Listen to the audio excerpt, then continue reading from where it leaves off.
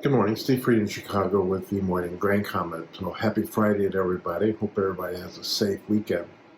Outside markets are certainly reading a lot of headlines.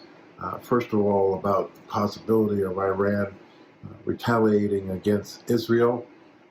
We also note that more drone attacks, Russia against Ukraine, and then Ukraine focusing on Russian refineries as all big key geopolitical issues.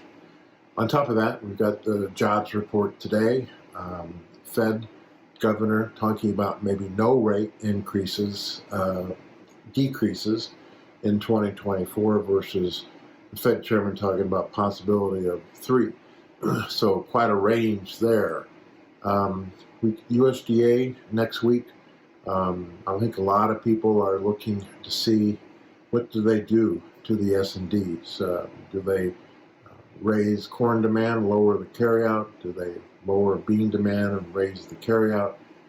Do they lower wheat demand and raise the carryout? Globally, yesterday we saw one group raising the world wheat crop 3 million tons, mostly in the Black Sea.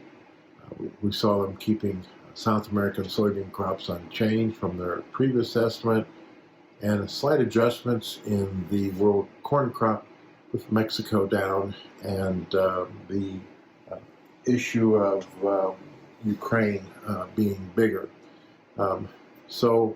Again, we're sitting here with the soybean market trading around 11.80 in the May, and that is just below both the 20 and 50-day moving average. In the meal market, again, just like beans, we're below the 50 and 20-day moving average. And in soybean oil, we've breached both the 50 and the 20-day moving average, and we're up where the 100-day moving average is on talk of higher global demand for soybean oil, especially from an energy standpoint. Over in the corn market,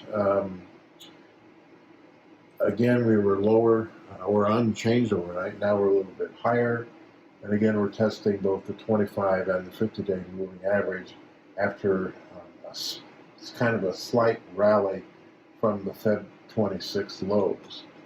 In the wheat market, again, just jumped about 17 cents in a very few minutes here in Chicago, trading up to the 50-day moving average, and the trend up is we're concerned about Russian export pace.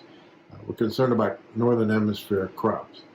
Here in the U.S., we've got a lot of weather extremes. We've got wind, we've got cold weather, we've got flooding in the southeast.